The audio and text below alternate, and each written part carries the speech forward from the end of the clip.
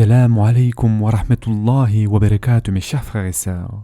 Aujourd'hui, Inch'Allah, nous allons parler de la célèbre bataille de Khandak, aussi appelée la bataille d'Ahzab. Et bien sûr, nous connaissons tous les bases de Khandak dans la Sira. Khandak veut dire le fossé et Ahzab veut dire plusieurs groupes qui se rassemblent ensemble, qui est traduit comme la confédération. Et Hizb veut dire groupe et Ahzab veut dire les groupes. Donc Ahzab signifie plusieurs groupes. Et en général, les auteurs de la Sira en français traduisent Ahzab en confédération d'armées, c'est-à-dire des armées de différentes tribus. C'est la signification d'Ahzab, qu'il n'y a pas qu'une seule tribu, mais qu'il y en a plusieurs. Alors, quand est-ce qu'a eu lieu la bataille de Khandak ? Comme pour la majorité des incidents de la Sira, encore une fois, il y a plusieurs avis. Mais cette fois-ci, les avis sont sérieux parce que nous avons des personnes célèbres des deux côtés de l'équation. Et franchement, il n'y a que très peu d'importance pratique. Si c'est arrivé cette année-là ou l'autre, cela ne fait aucune différence par rapport aux bénéfices que nous en dérivons. Toutefois, pour l'exactitude historique, quelle année la bataille d'Ahzab a eu lieu, il existe donc deux avis principaux. Le premier avis est que ça s'est déroulé donc la 4e année de la Hijra et donc durant le mois de Shawwal. Ce qui fait combien d'années après Uhud ? Quand a eu lieu la bataille de Uhud, souvenez-vous, la 3e année de la Hijra. La bataille de Badr a eu lieu la 2e année de la Hijra. D'accord, il faut faire attention. Certaines personnes se trompent parce qu'il n'y a pas d'an zéro dans la Sira. C'est là que de nombreuses personnes s'embrouillent, il n'y a pas de zéro dans la Sira. Le mois où le prophète sallallahu alayhi wa sallam a émigré, c'était le premier, d'accord ? Il n'y a pas de zéro. Le temps ne comprend pas de zéro. Et donc ceci correspond à la première année du calendrier islamique. Et donc la 2e année du calendrier islamique, il y a eu la bataille de Badr, la 3e année, il y a eu Uhud, et maintenant la 4e année, cela voudrait dire que Khandak a eu lieu l'année d'après. Quelles preuves ont les gens qui disent que c'est la 4e année ? L'évidence est un hadith bien explicite qui se trouve dans Bukhari.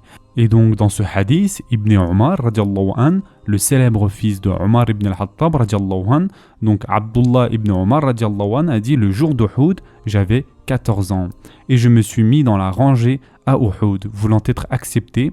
Et le prophète sallallahu alayhi wa sallam, qu'a-t-il fait le prophète sallallahu alayhi wa sallam au jeune de 14 ans à Uhud ? Il m'a rejeté. Et le jour de Khandak, j'avais 15 ans.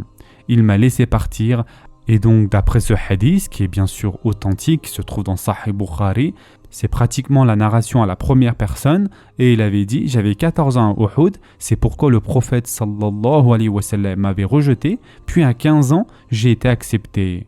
Alors si Uhud a eu lieu la 3e année, ce que nous sommes tous d'accord, cela signifierait donc que la bataille de Khandak a eu lieu la 4e année de la Hijra. De nombreux savants tels que Al-Zuhri, l'imam An-Nawawi, Ibn Hazm, Ibn al-Hazm, et donc tous ces savants considèrent que la bataille de Khandak a eu lieu la 4e année de la Hijra. Cependant, de nombreux autres savants considèrent que cette bataille a eu lieu la 5e année de la Hijra. Donc il y a deux opinions. Et donc ces savants qui considèrent que ça a eu lieu la 5e année de la Hijra, il s'agit bien sûr de Ibn Ishaq, Ibn Hisham, At-Tabari, Al-Samhudi, Ibn al-Qayyim, qui est l'un des plus grands spécialistes de la Sira. Et donc, pratiquement tous les célèbres savants de la Sira ont été à l'unanimité d'accord que c'est arrivé le mois de Shawwal de la 5e année de la Hijra. Et donc, d'où vient leur preuve ? En mettant ensemble toute la Sira, cela n'a pas de sens que ce soit la 4e année. Cela ne peut pas y être placé, c'est leur point de vue en fait. Ils utilisent la rationalité contre un ether explicite, contre le système explicite d'Ibn Umar radiallahu an. Donc, des gens comme l'imam al-Bukhari et Ibn Shihab al-Zuhri voulaient vraiment rester aussi attachés que possible à cette déclaration de Ibn Umar radiallahu an quand il a dit « à 14 ans et à 15 ans de l'autre année, j'ai participé à Khandak ». Mais d'autres étaient donc plus prêts à essayer de voir s'ils pouvaient trouver donc un sens à ceci. Comment cela peut être possible ? Par exemple, ils ont dit qu'à la 4e année, c'était la seconde promesse d'Uhud. Vous vous rappelez qu'ils avaient dit qu'ils allaient se rencontrer encore. C'est appelé Badr Sughra, la promesse d'Uhud. Alors comment serait-il possible que Khandak ait eu lieu ? Puis, ils mentionnent aussi que Saad ibn Mu'az, radiallahu an, l'un des personnage clé, Saad ibn Mu'az, est mort juste après la bataille de Khandaq à l'unanimité. Et la mort de Saad radiallahu an est marquée la 5e année de la Hijra. En mettant ensemble toutes ces pièces, ça devrait être donc la 5e année. Mais que devons-nous faire de la narration de Ibn Omar radiallahu an lorsqu'il a dit 14 et 15 ans? Il a dit peut-être qu'il avait tout juste eu 14 ans et à Khandaq, il avait eu 15 ans. Et donc peut-être que durant la bataille de Khandaq, c'était la fin de ses 15 ans. Et donc comme ça, vous avez les deux avis différents pour faire votre propre opinion. Mais Inch'Allah ta'ala, la bonne opinion est que la bataille de Khandaq a eu lieu la 5e année de la Hijra au mois de Shawwal. Alors qu'était cette bataille donc et comment ça a commencé? Quelle était la raison de cette bataille? La raison de cette bataille était une instigation par la tribu des Benu Nadir, la tribu des Benu Nadir qui ont été expulsés, si vous vous souvenez. Ils avaient été expulsés après presque une confrontation. Nous en avions parlé en détail de cela. Qu'avaient-ils fait ou du moins qu'avaient-ils essayé de faire? Ils avaient bien sûr essayé d'assassiner le prophète sallallahu alayhi wa sallam. En plus, nous avions dit qu'ils avaient fait d'autres choses aussi, mais la principale raison était le flagrant attentat de leurs dirigeants. Les 3 ou 4 de leurs dirigeants s'étaient mis d'accord pour jeter donc les rochers sur le prophète sallallahu alayhi wa sallam quand il était assis devant leur forteresse. Et vous savez que le but d'une forteresse, c'est d'être en hauteur et d'être protégé donc par ceux qui se trouvent à l'extérieur, comme vous avez sûrement dû les voir dans plein de films. Et donc, en haut de cette forteresse, ils devaient avoir de grands rochers qu'ils utilisaient pour jeter donc sur leur ennemi, etc. Et donc, quand ils ont vu cette opportunité, ils ont dit « Roulons les rochers et lançons-les sur lui. Et khalas, enfin, on sera débarrassé de lui, fin de l'histoire. » Alors, c'est là qu'ils avaient été donc expulsés. Quelles étaient les conditions de l'expulsion? Qui s'en rappelle? Ils devaient donc laisser leurs armes et leurs propriétés, mais cependant, ils pouvaient emporter tout ce que leurs chameaux pouvaient porter. C'est pourquoi ils avaient pris même leurs portes. Prenez tout ce que vos chameaux peuvent porter. Et où étaient-ils partis donc? Ils étaient partis à Khaybar, pas si loin que ça donc, car les Benu Nadir espéraient toujours récupérer leurs terres. Et en fin de compte, la terre vaut beaucoup plus que les portes qu'ils avaient emportées sur leurs chameaux. Ils avaient beaucoup de richesses après tout, ils avaient des hectares et des hectares de terre, ils avaient des plaines de champs de palmiers, et cela vaut littéralement des millions d'euros. Et ce qu'ils avaient pris donc à l'aide de leurs chameaux devait valoir des dizaines de milliers peut-être. Ils ont été donc appauvris maintenant. Ils étaient donc avides de récupérer leurs terres, alors qu'ont-ils fait? Ils ont envoyé une délégation officielle à Mecca. Les tribus des Benu Nadir ont envoyé une délégation officielle à Mecca comprenant tous leurs aînés. C'est une délégation de haut niveau donc. Leurs noms sont dans les livres de la Sira, comme Salam ibn Abi al-Huqaïq, Huyay ibn al-Akhtab, qui est le père de sa fille. C'est elle que le prophète sallallahu alayhi wa sallam a épousée. Son père était l'un des dirigeants de la tribu. Tous les autres noms sont mentionnés et ils ont envoyé donc la délégation officielle composée de tous les hommes nobles pour aller à Quraysh et leur ont demandé donc de coopérer ensemble.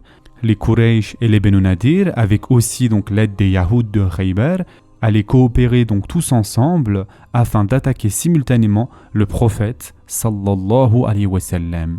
Ils ont dit « Nous vous donnerons autant d'argent que vous voulez ». Ils avaient les richesses des gens de Khaybar. Le peuple de Khaybar aussi voulait les aider.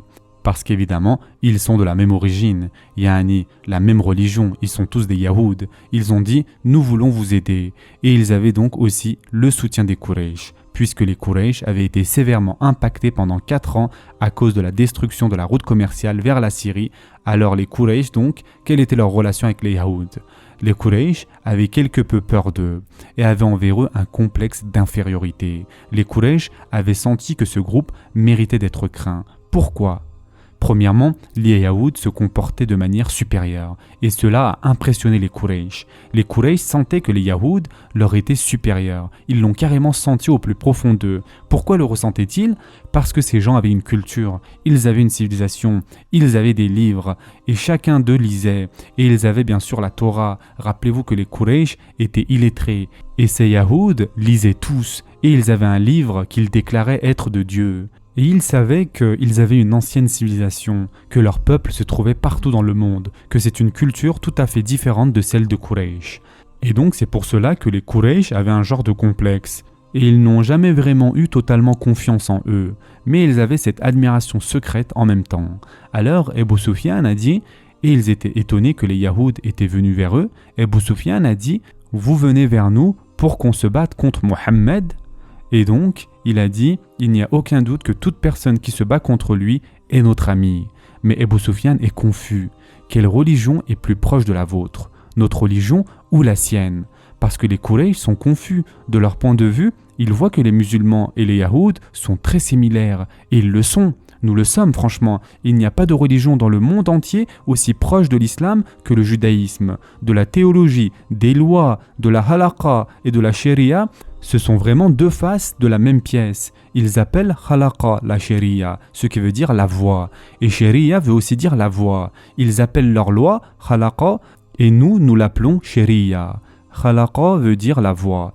Et si vous comparez quoi que ce soit donc de la nourriture à la boisson, pratiquement tout à 80% est pareil, et c'est incroyable. Et il y a un point ici important à comprendre, c'est comment est-ce possible que cette similarité ait pu être possible. Le prophète, sallallahu alayhi wa sallam, n'avait jamais étudié les lois des anciens Yahoud. Et toutes ces lois détaillées qui se trouvaient dans le Coran, c'est pratiquement la même chose. Et comment est-ce possible? Parce que bien sûr, cela provenait de la même source. Sinon, il est pratiquement impossible d'expliquer la similarité. Et donc c'est pour cette raison que, de la perspective des Quraysh, pourquoi venez-vous vers nous? Yani, qui est le mieux guidé entre eux et nous? Qui est plus proche de vous? Qui est plus proche de la vérité? Et ils ont dit, vous êtes ceux qui sont mieux guidés que les musulmans. Et vous êtes plus proche de la vérité que les musulmans le sont. Yani, ici ils n'ont pas dit musulmans, mais ils ont dit, vous êtes plus proche de nous que Mohammed sallallahu alayhi wa sallam et ses compagnons. À cela, Allah subhanahu wa ta'ala a exposé leurs plans dans le Coran et les a cités directement. Et nous récitons aujourd'hui ce verset qui se trouve dans la sourate An-Nisa, le verset 50. Ne voyez-vous pas ces gens? Ils pensent qu'ils ont une part du livre. Et ils disent à ceux qui sont non-croyants, ils disent aux Quraysh, ce peuple, vous êtes mieux guidés que les autres croyants. Alors Allah a exposé leurs plans. Qu'il y a donc une collaboration entre les Banu Nadir et les Quraysh. Après avoir convaincu les Quraysh, et les Quraysh donc ont été d'accord par la suite, les Yahoud ont envoyé une délégation aux Yahoud des Ghatafan au nord. Donc, ils vont vers les Quraysh au sud et envoient une délégation au nord à Ghatafan. Et Ghatafan est la plus grande tribu du nord. Et Quraysh, la plus prestigieuse et la mieux armée et la mieux connectée du sud. Ici, il s'agit des deux tribus qui peuvent immédiatement venir à Médine. Allah Azza wa Jal dit dans le Coran, quand ils sont venus vers vous d'en haut et d'en bas, certains disent du nord de Ghatafan et du sud donc de Quraysh, et donc le point est qu'ils ont envoyé une délégation donc à Ghatafan, mais les Ghatafan n'avaient pas un grand intérêt. Bien sûr qu'ils avaient été irrités, mais ils ne dépendaient pas de cette route commerciale. Pour les Quraysh, cette route de commerce était leur ligne de vie, leur sang, leur gagne-pain. S'ils n'ont pas de route de commerce, ils ne peuvent pas persister. Et donc, quant aux Ghatafan, il n'y a pas de doute qu'ils en tiraient bénéfice. Mais ils n'ont pas ce besoin vital de la caravane. C'est le plus important pour les Quraysh. Et donc c'est pour cette raison que les Ghatafan devaient être persuadés. Ils sont ambivalents. Ils ne sont pas contre, mais ont besoin d'être convaincus. Ils leur ont donc offert la seule chose qu'ils savaient offrir, la richesse. Ils leur ont dit, nous vous payerons de la moitié des productions de Khaybar pendant une année. C'est une fortune, mes chers frères et sœurs, la moitié de la production de Khaybar pendant une année complète. Ils ont donc employé des mercenaires. Ils les ont pratiquement soudoyés pour venir et attaquer. Les Ghatafan étaient une tribu de bédouins, qui de toutes les tribus étaient les plus sauvages, les plus grossiers et les plus barbares. C'est une situation gagnante pour les deux. Ils prennent l'argent et les Banu Nadir voulaient une tribu qui était grossier. Et pour une fois, quelqu'un aimait ça, sans morale ni rien. Bien sûr, cela se retournera contre eux parce que les premiers à fuir seront aussi les Ghatafan. Vous comprenez ici, quand vous avez des gens ainsi qui ne se battent pas pour une cause, mais qui sont simplement des mercenaires, ce sont des gens qui ne veulent que l'argent. Ils n'ont aucun autre intérêt que l'argent. Donc la moitié des richesses de Khaybar d'une année leur a été promis et les Ghatafan donc les ont rejoints. Et donc lorsque les Ghatafan et les Quraysh donc se sont mis d'accord, les Quraysh ont envoyé des délégations aux petites tribus qui étaient affectées donc par la route commerciale. Et donc parmi ces tribus, il y avait les Benu Asad, les Benu Sulaym, il y avait aussi les Benu Kinana, et ils leur ont demandé de l'aide donc. Chacune des tribus a fait quelque chose, soit en envoyant des armes, ou en envoyant 50, 20 ou 100 personnes, ou bien, tout simplement, et c'était quelque chose de commun, ils envoyaient leurs esclaves. Parce qu'encore une fois, c'est ainsi qu'ils faisaient à l'époque. L'essentiel est que chacune de ces tribus aidait en personne, soit en armure, soit en armes, soit en chevaux, tout ce qui pouvait aider donc à combattre. Et l'intérêt de toutes ces tribus était la caravane, contrairement aux Ghatafan qui étaient des mercenaires employés par les Benu Nadir. C'était vraiment une situation gagnante pour tous ces groupes. Yani, pour les Quraysh, c'était carrément une offre venant de nulle part qui leur tombe entre les mains. Ils cherchaient un moyen d'aller vers le prophète sallallahu alayhi wa sallam. Uhud n'était pas une victoire. L'année après Uhud, yani la deuxième Badr, ils avaient donc trouvé une excuse pour ne pas y aller. Ils étaient inquiets d'une autre confrontation. Ils avaient vu la bravoure et l'intrépidité des musulmans. Et ils ne veulent pas les rencontrer encore. Et donc, lorsque cette offre sort de nulle part, les Benu Nadir arrivent et leur disent « Khalas ». Quand les Benu Nadir étaient venus au fait, pas seulement l'argent est venu, mais une importante quantité de nourriture aussi. Les Quraysh ne sont pas des fermiers. Les Quraysh n'ont pas accès à beaucoup de nourriture. Les Benu Nadir avaient Khaybar. Et les dattes étaient comme un fruit du paradis pour les Arabes à ce moment-là. Yani, tu peux prendre ces dattes avec toi dans le désert et ça reste autant de temps que tu veux. Tu peux vivre plusieurs jours avec uniquement des dattes. Ils auraient donc beaucoup de provisions pour les événements futurs aussi. Et c'est tout le point important ici. C'est une situation vraiment gagnante. Les Benu Nadir ont réalisé qu'ils n'avaient pas assez d'hommes pour se battre seuls et ils n'étaient pas aussi habiles dans les arts de la guerre. Que faisaient les Benu Nadir et les Benu Qaynuqa ? Quelle était leur principale tactique ? C'était leur forteresse. Leur meilleure tactique, c'était leur défense. Yani, vous ne pouvez pas nous attaquer parce que nous nous trouvons dans une forteresse. Que pouvez-vous faire contre cela ? La forteresse est plus forte que vos chevaux. De plus, nous avons nos dattes pour subvenir à nos besoins pendant de longs moments. Yani, qu'allez-vous faire à cela ? Pour les Benu Nadir, leur principal mécanisme de défense était impénétrable. Et c'était le concept d'avoir une forteresse. Comme Allah Azza wa Jalla le dit dans le Coran, nous l'avions dit la semaine dernière aussi, ils pensaient que leur forteresse pourrait les protéger d'Allah. Ils n'ont plus de forteresse, elles ont tous été conquises. Ils ne pouvaient donc pas se battre par eux-mêmes. Et bien sûr, Allah Azza wa Jalla les a mentionnés dans le Coran. Où qu'ils soient et où qu'ils aillent, ils sont humiliés. Et où qu'ils aillent, ils sont méprisés. Pourquoi et comment ? Yani, Allah Azza wa Jal dit ici, ils ont toujours besoin de l'aide d'autrui. Et c'est la réalité, comme l'histoire l'a montré. Les Benu Nadir sont allés vers les Quraysh, alors que les Benu Nadir considéraient les Quraysh comme un peuple inférieur. Et donc, ils vont vers les Quraysh et leur demandent leur aide. C'est ce qui est référencé ici. Ils ont besoin donc d'eux. Ils ont besoin des gens, sinon ils ne peuvent rien faire. Quant aux autres tribus, nous avons expliqué que certaines d'entre elles avaient été affectées par la route de commerce, mais pour les Ghatafan, c'était pour l'argent qui leur avait été promis. Et au fait, des accrochages avaient déjà eu lieu. Nous avions parlé de Bir Ma'una et autres. Les accrochages avaient commencé entre les tribus du Nord et les Quraysh. Et il y a déjà donc une tension sans aucun doute. Ils pensaient au long terme ici. Et c'est une situation gagnante de tous les côtés. Ils veulent se débarrasser de cette force croissante une fois pour toutes et il n'y a aucun doute que l'un des facteurs qui les unifiait était la haine de cette nouvelle religion. De la pure haine. Et c'est une nouvelle religion, pas celle de nos ancêtres, nous ne voulons rien avoir à faire avec. Ce sont toutes les raisons de la bataille de Khandaq. Abu Sufyan, bien sûr, a pris la tête de l'armée parce que c'est le plus gradé militairement et c'est l'un des plus nobles aînés.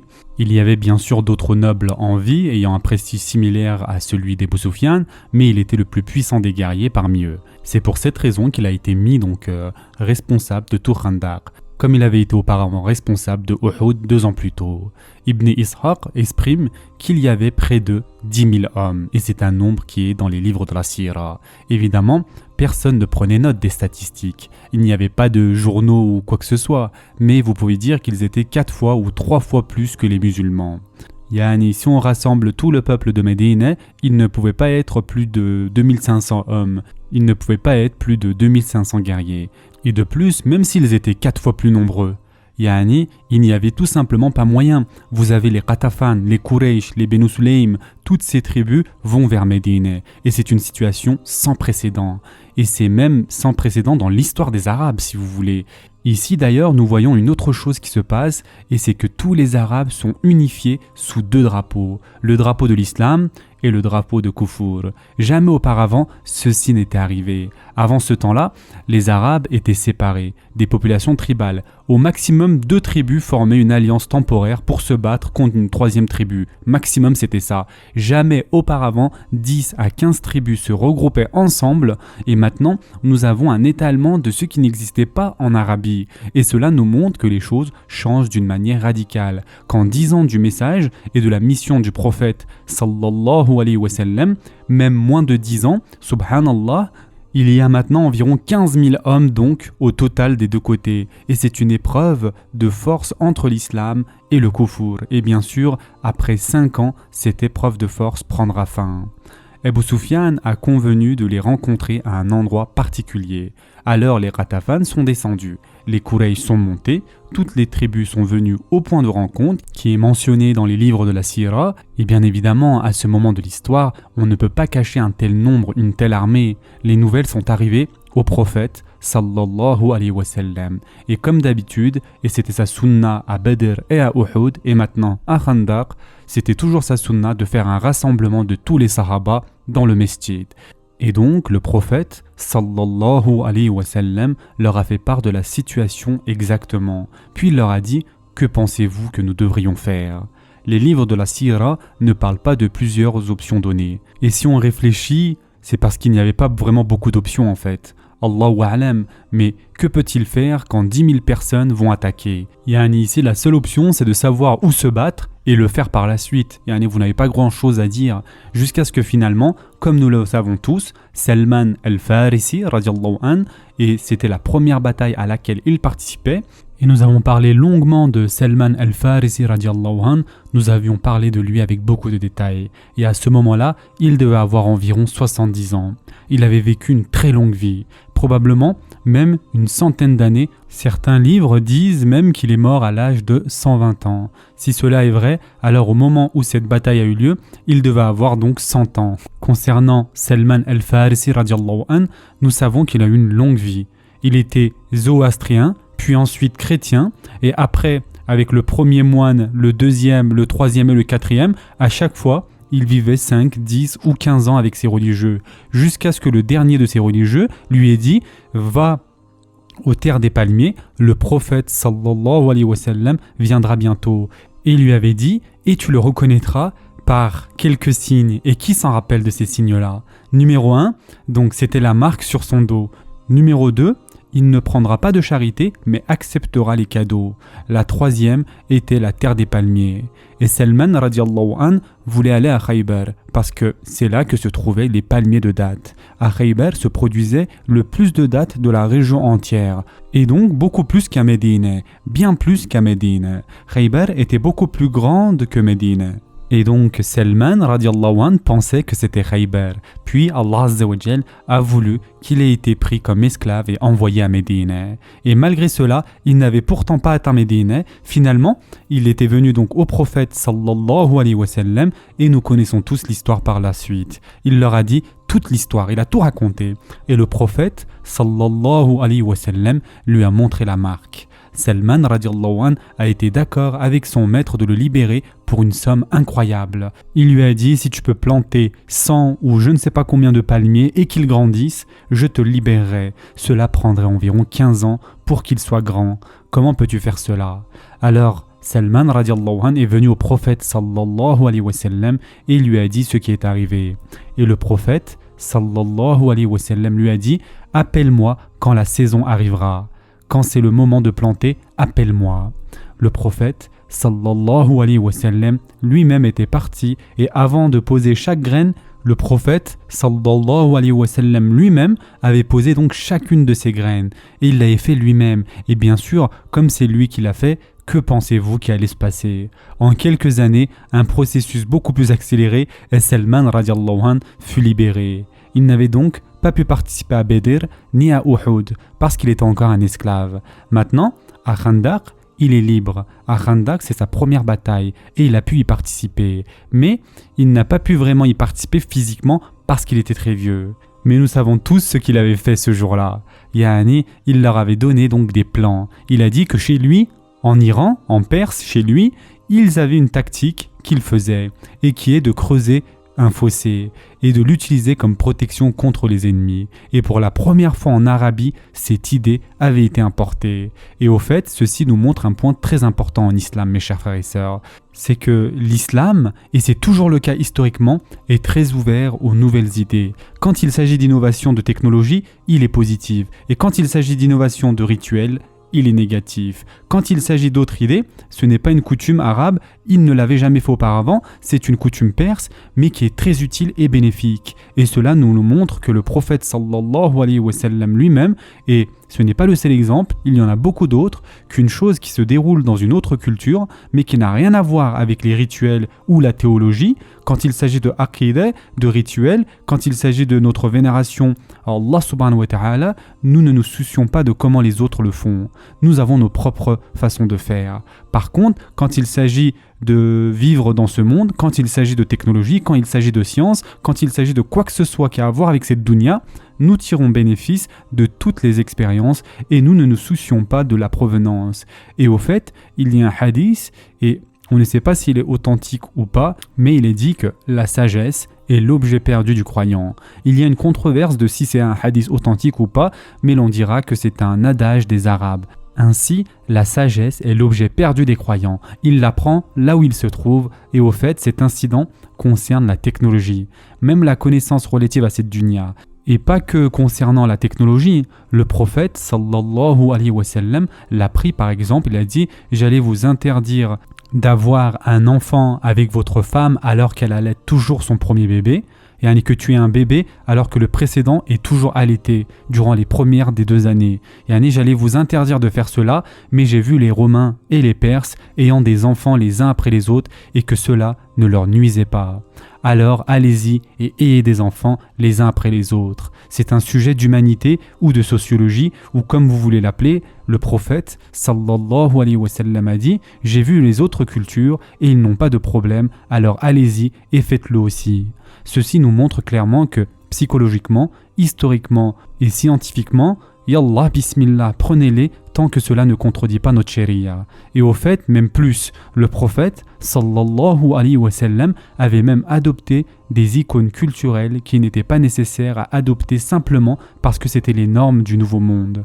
Par exemple, la première fois qu'il avait envoyé une lettre à Héraclius, ils lui ont dit « Ô messager d'Allah, ces empereurs n'acceptent pas de message d'un autre souverain si ce n'est pas scellé de cire. Les souverains alors savent que c'est direct de l'un à l'autre et qu'aucun messager ne l'a lu. C'est la coutume. Si tu es souverain, un dirigeant, notre dirigeant, alors tu dois faire cela. » Alors notre prophète, sallallahu alayhi wa sallam, leur a demandé « Comment puis-je faire cela ?»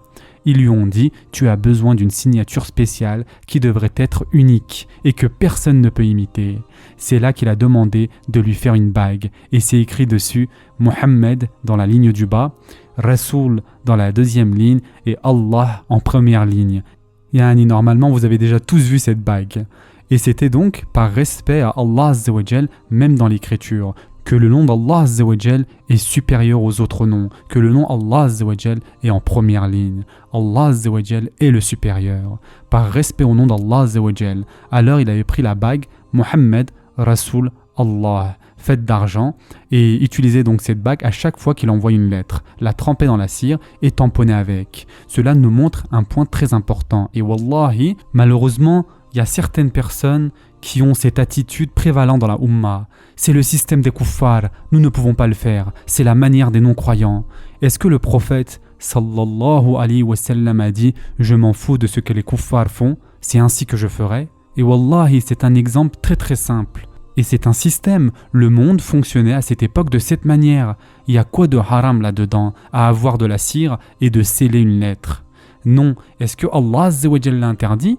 Non. Et donc le prophète sallallahu alayhi wa sallam a dit tout simplement, si c'est ainsi que le monde fonctionne, alors qu'il en soit ainsi, nous le ferons aussi. Cela nous montre clairement l'ouverture d'esprit. Et c'est une tangente totale et non préparée, mais l'important, c'est qu'il n'y a pas de problème. Prendre des cultures, des coutumes et des connaissances des autres dans la mesure où cela ne contredit pas explicitement quelque chose que nous devons faire dans notre sharia. Alors, le prophète, sallallahu alayhi wa sallam, a accepté de faire cela. Et il a aussi dit, au tout début, il l'a dit, regardez comment il réfléchit loin. Il a dit, nous devons aussi rassembler ensemble toutes les femmes et enfants et les envoyer à la forteresse des Benu Haritha. Et cette forteresse, cette tactique de forteresse, de qui il l'avait pris? Des Yahoud. Il l'avait apprise des Yahoud. Et bien sûr, les Benu Haritha, ce sont bien sûr des Ansar, et comme ils vivaient avec les Yahoud depuis des siècles, ils avaient réussi à construire leur propre forteresse, et c'était la plus grande des forteresses appartenant aux Ansar. Ça n'avait pas été construit par les Yahoud, ce n'est donc pas d'un haut niveau. Ils étaient eux les maîtres de ce type de forteresse, mais ils avaient pris ce qu'ils avaient pu et ont fait donc l'équivalent comme ils le pouvaient. Et c'était la plus protégée des forteresses des Ansar. Et au fait, la plupart des Ansar n'avaient pas de forteresse. Seulement quelques tribus avaient réussi à imiter les Yahoud. En les copiant, ils avaient fait cela. Et les Benu Haritha avaient la plus grande des forteresses. Le prophète, sallallahu alayhi wa sallam, était inquiet. Il prévoyait déjà cela. Et personne ne lui a dit ceci, c'était son propre plan. Le prophète, sallallahu alayhi wa sallam, était inquiet que tous les hommes seraient occupés à équiper et à garder les alentours, et à l'intérieur de Médine, il y a toujours la tribu des Benu Qurayda. Et les Benu Qurayda, malheureusement, nous ne savons pas où sera leur loyauté. C'est pourquoi Ahzab était si sensible. Et c'est pourquoi d'ailleurs, il est arrivé aux Benu Qurayda ce qui est arrivé. Mes chers frères et sœurs, rappelez-vous des Benu Qaynuqa qui avaient été expulsés, puis les Benu Nadir qui avaient été expulsés encore plus brutalement, et maintenant il ne reste plus qu'une tribu. Et cette tribu, même s'ils avaient pris 3 promesses séparées, c'est le point important ici, à chaque fois le prophète sallallahu alayhi wa sallam leur avait donné une option de quitter. Après les Benu Qaynuqa, au début du contrat, le traité de la constitution de Médine, et après les Benu Qaynuqa, il avait eu donc le contrat des Benu Nadir et des Benu Qurayda. Et ils avaient tous les deux accepté. Et pourtant, les Benu Nadir, rappelez-vous, nous avions parlé de cela il n'y a pas longtemps, ils avaient été expulsés. Et sur son chemin vers les Benu Nadir, il est allé donc au Benu Qurayda, sur son chemin au Benu Nadir, et il leur a dit clairement, êtes-vous toujours d'accord avec le traité ou voulez-vous changer d'avis? Vous êtes toujours d'accord avec ceci ou partez en paix? Ils ont promis par Allah, le halaf qu'ils avaient fait, qu'ils sont toujours avec la constitution. Après quoi, ils étaient allés au Benu Nadir et les avaient expulsés. Alors maintenant, les derniers qui restent, ce sont les Benu Qurayda. C'est la dernière des 3 tribus, les Benu Qurayda. Et donc, comme le prophète sallallahu alayhi wa sallam ne savait pas ce qu'il allait arriver, il pouvait changer à tout moment ces personnes-là de cette tribu. Parce qu'il faut le dire, ils sont à l'intérieur du périmètre. Alors le prophète, sallallahu alayhi wa sallam, pense automatiquement, et l'une des premières choses qu'il avait faites, juste après avoir ordonné donc l'ordre de construire le fossé, il a dit d'envoyer les femmes et enfants à la forteresse des Benu Haritha. Et cette forteresse, au fait, avait un nom. Ils avaient l'habitude de nommer leur forteresse, leurs chameaux. C'était une coutume de nommer ces choses-là. Et donc, c'était appelé Al-Fari'. Alors il a dit envoyez-les à Al-Fari'. Et bien sûr, la forteresse d'Al-Fari', nous n'avons pas beaucoup d'informations là concernant. Une des histoires que nous connaissons, c'est la célèbre histoire de quand les femmes et enfants étaient allés là-bas. Abdullah ibn Zubayr radiallahu an y était aussi allé. Quel âge avait Abdullah ibn Zubayr radiallahu an à ce moment-là? Donc il avait à peu près 5 ans. Et donc il se rappelle de ces moments-là, il a encore des souvenirs, c'était un enfant. Et Omar ibn Salama radiallahu an était aussi avec lui. Omar ibn Salama radiallahu an est le fils d'Umm Salama. Il est donc le beau-fils. Et par ce terme, on désigne le fils de la femme du prophète sallallahu alayhi wa sallam, Omar, le fils d'Umm Salama. Et ici on va parler d'un sujet important en fait. C'est donc l'histoire de Hassan ibn Thabit radiallahu an et la forteresse. C'est une tangente un peu embarrassante, mais qui est très bénéfique à comprendre. Et c'est la seule histoire que nous connaissons de la forteresse. Nous la raconterons maintenant, même si chronologiquement cela aura lieu donc une semaine plus tard. Mais comme la forteresse est mentionnée, nous allons donc la mentionner maintenant et ne pas s'inquiéter de la forteresse après. Le point est que les femmes et les enfants ont été envoyés à la forteresse. Et il est dit qu'une ou voire deux personnes très très vieux, de 70 ou 80 ans, aveugles ou autres, pratiquement donc invalides, ont été envoyés aussi. Et il n'y avait qu'un seul jeune homme envoyé avec eux, et c'était Hassan ibn Thabit radiyallahu anhu. Il n'y avait donc qu'un seul homme qui potentiellement, quand nous disons jeune, c'est relatif, il n'avait pas 20 ans à ce moment-là, mais vous comprenez, il aurait pu se trouver sur les premières lignes pour son âge. Il devait avoir 40 ou 50 ans. Mais il aurait pu participer donc à la bataille comme Abu Bakr radiyallahu anhu et les autres qui n'avaient pas non plus 20 ou 30 ans. Pourquoi ? C'est du domaine de l'histoire. Et franchement, la plupart d'entre nous n'en ont pas entendu parler. Et honnêtement, c'est mieux que ça ait été ainsi. C'est mieux de ne pas l'entendre. Mais il y a tellement de bénéfices à en tirer, mes chers frères et sœurs, tellement de sagesse qu'il faut en parler. Et donc ces narrations, qui se trouvent dans la version donc du Musnad de l'imam Ahmed, passent et le narrateur au fait est Abdullah ibn Zubayr radiyallahu anhu. C'est un enfant, mais il l'a raconté quand il était devenu adulte. Il a dit donc dans le Musnad de l'imam Ahmed, il a dit les enfants et les femmes et moi-même, c'était un enfant, il avait 5 ans, 4 ou 5 ans, et qu'est-ce que vous voulez qu'il fasse ? Il avait été mis dans la forteresse avec Hassan ibn Thabit radiyallahu anhu. Et Hassan radiyallahu anhu n'était pas quelqu'un de brave. Il n'était pas brave, point. Disons-le poliment, il n'était pas brave. Il n'était pas de ceux qui pouvaient porter une arme. Il était dit que quand il portait une arme, il tremblait. Il n'était pas de ceux qui pouvaient se battre à une bataille. Et en fait, pour ne pas être très stéréotypé, subhanallah, Allah Azza wa Jal a créé les gens différents. Mais de manière générale, ceux qui sont artistes ne sont pas connus pour être braves, n'est-ce pas ? Et Hassan radiallahu anhu était connu pour faire quoi ? Il était poète. Et le fait est que Allah Azza wa Jal nous a créés tous différemment. Alors Hassan radiallahu anhu ne pouvait pas porter d'armes. Et donc un autre sahabi a dit le mot donc brave, qu'il n'était pas brave. Et c'est un mot très rude en réalité. Il peut le dire, mais nous ne faisons que citer ce qu'il a dit, d'accord ? Et cela ne veut pas dire qu'il n'était pas brave, vous comprenez ? Alors, il a été mis donc avec les femmes et enfants. C'est le seul homme dans la forteresse. Maintenant, c'est une semaine plus tard, et nous n'en parlerons pas à ce point, mais quand les Quraysh étaient encore en dehors de la ville et que les Ghatafan étaient venus, les Benu Qurayda ont décidé de changer de camp. Ils ont décidé de se retourner. Et la première chose qu'ils avaient fait, et vous devez vraiment comprendre ceci, pour comprendre ce qui leur est arrivé, la première chose qu'ils avaient fait n'était pas d'attaquer les hommes, mais de trouver les femmes et enfants pour les exécuter. Pensez-y, puis mettez cela dans la perspective de leur punition. Ils ont donc envoyé 2 personnes à la forteresse des Ansar pour voir si c'était protégé ou pas. Les Yaouds, à ce moment-là, vivaient à Awali et c'était à une certaine distance d'El Fari'a. Ils ont donc envoyé 2 espions au milieu de la nuit pour voir si c'était protégé ou pas, si la forteresse était protégée. Si ce n'était pas protégé, ils allaient revenir et attaquer. Le but était de démoraliser les gens, d'avoir l'avantage et d'ouvrir un passage pour qu'ils rentrent. Ils ont donc décidé d'envoyer 2 personnes. Au milieu de la nuit, Safiya bint Abdul Muttalib, la amma du prophète sallallahu alayhi wa sallam, la fille d'Abdul Muttalib, Safiya radiallahu anha a entendu du bruit. Quelqu'un escaladait, quelqu'un avait une corde et chuchotait. Elle a entendu du bruit. Elle a réveillé Hassan radiallahu anhu parce que c'est le seul homme et lui a dit « Sors et défends-nous, sors et fais quelque chose ».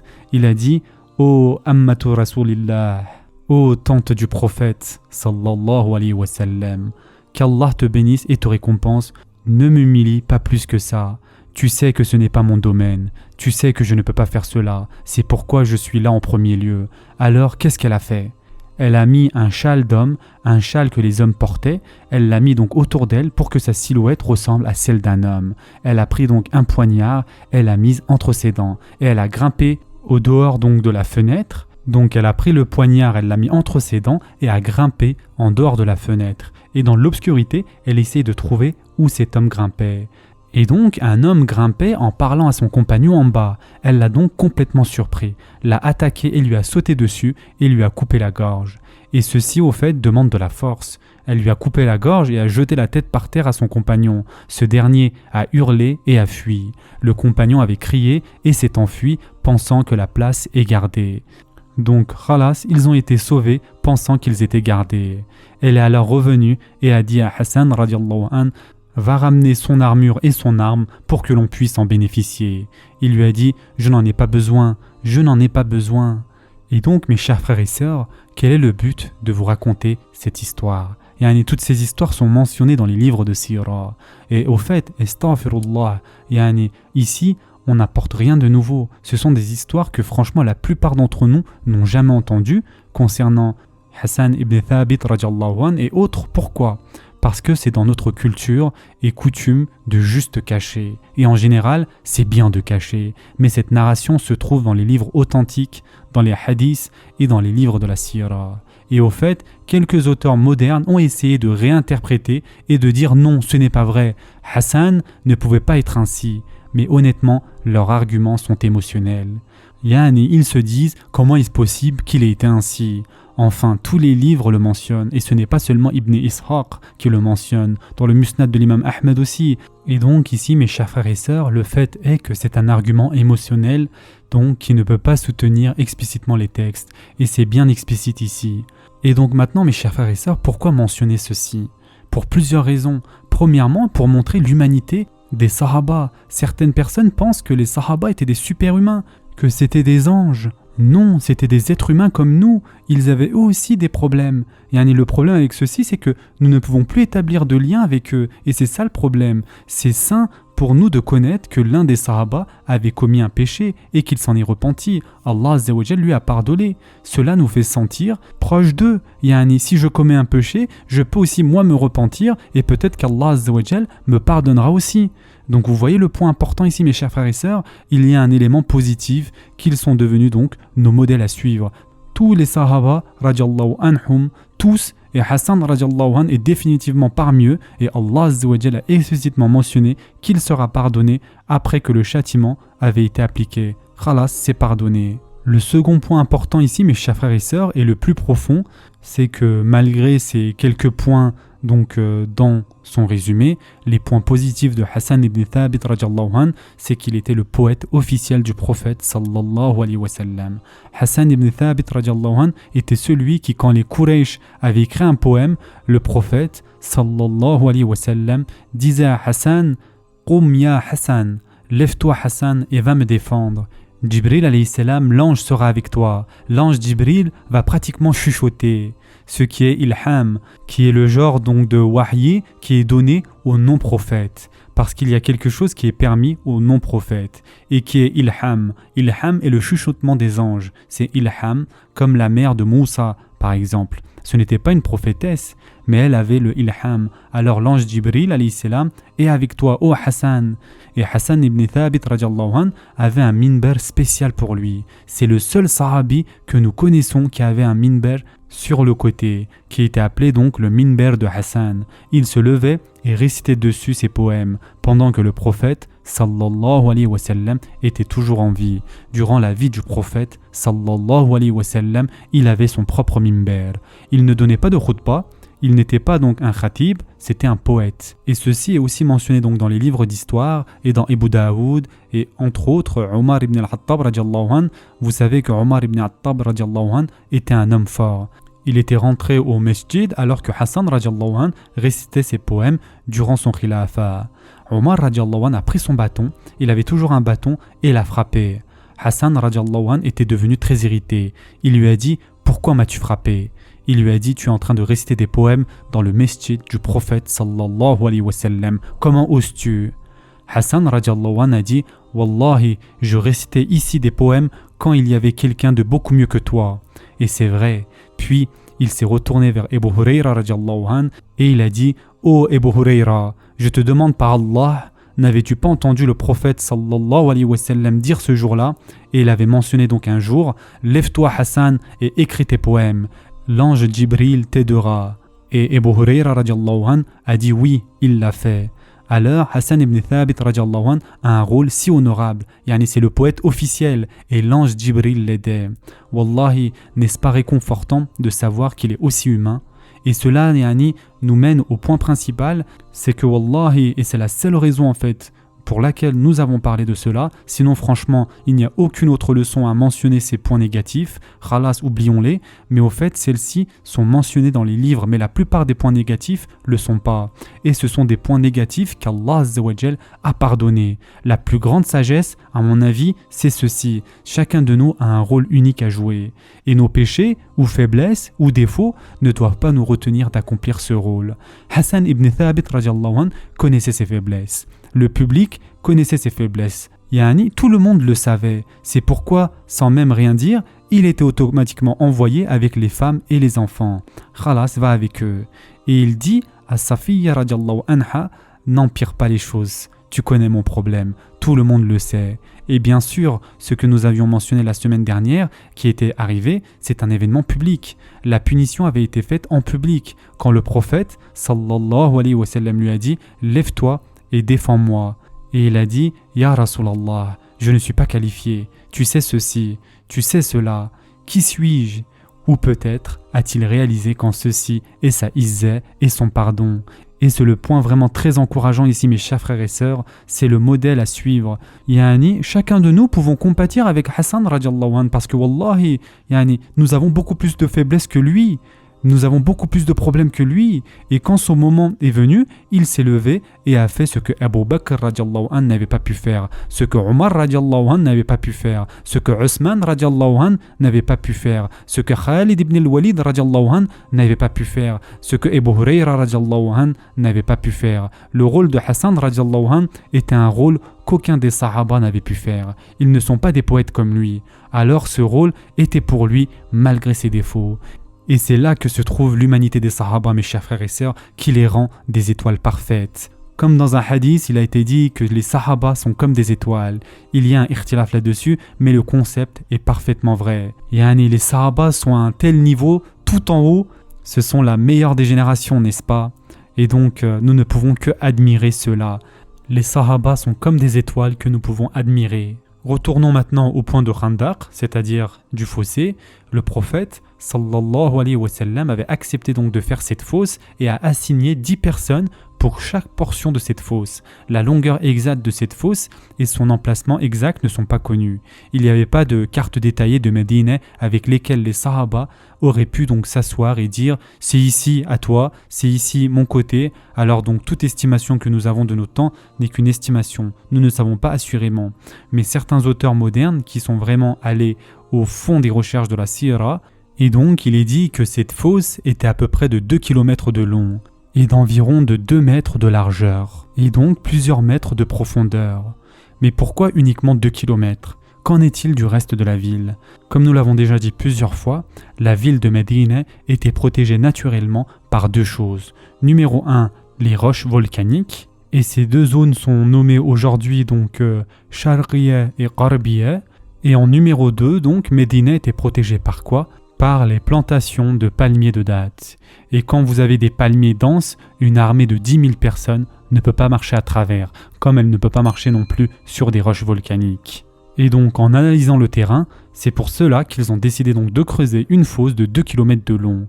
Et creuser 2 km, pensez-y, creuser 2 km à la main. Yani du travail brut. Ils n'avaient pas de bulldozer à l'époque, pas de machine, ils n'ont même pas de main-d'œuvre d'esclaves. Yani à Médine, il n'y avait pas beaucoup d'esclaves, pas comme dans les autres villes.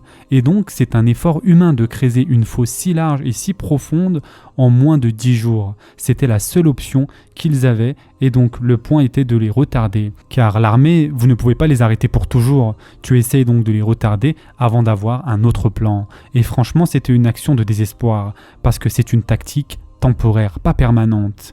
Alors, immédiatement, donc, les Sahaba se sont mis à travailler sans arrêt. Ils avaient commencé à travailler jour et nuit. Et chaque membre des Sahaba, du plus pauvre au plus riche, y ont participé. Et le prophète, sallallahu alayhi wa sallam, lui-même, y avait participé. Il avait participé et a creusé donc la fosse.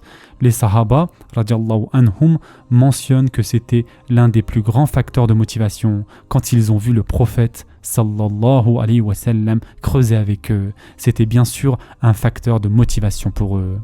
Anas ibn Malik radiallahu anh raconte, et c'était un enfant à ce moment-là, il dit que le prophète, sallallahu alayhi wa sallam, était allé aux fosses.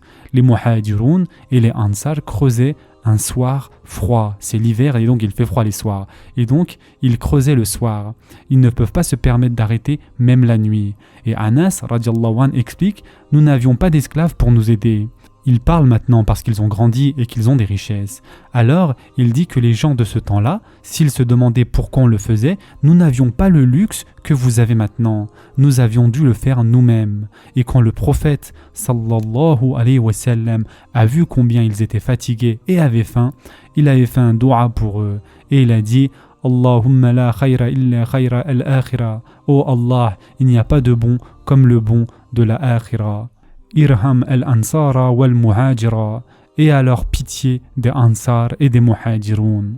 Ils ont répondu au prophète sallallahu alayhi wa sallam, nous t'avons donné notre parole au prophète sallallahu alayhi wa sallam pour le djihad, tant que l'on sera en vie, nous le ferons.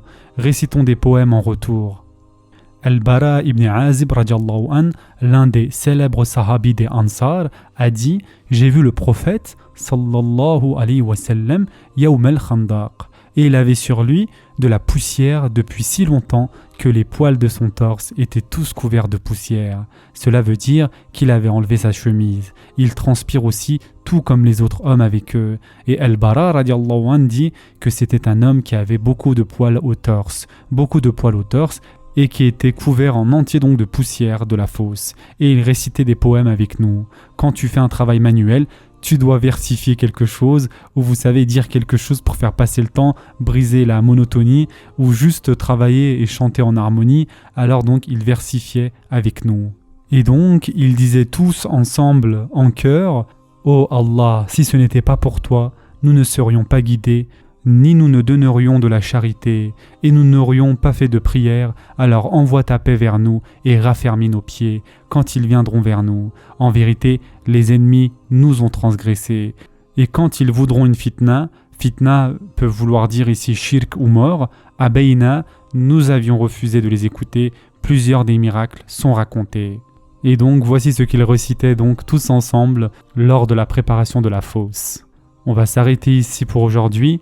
Inch'Allah, la prochaine fois, nous verrons la deuxième partie de la bataille de Khandaq. En attendant, prenez soin de vous mes chers frères et sœurs et à très prochainement, Inch'Allah.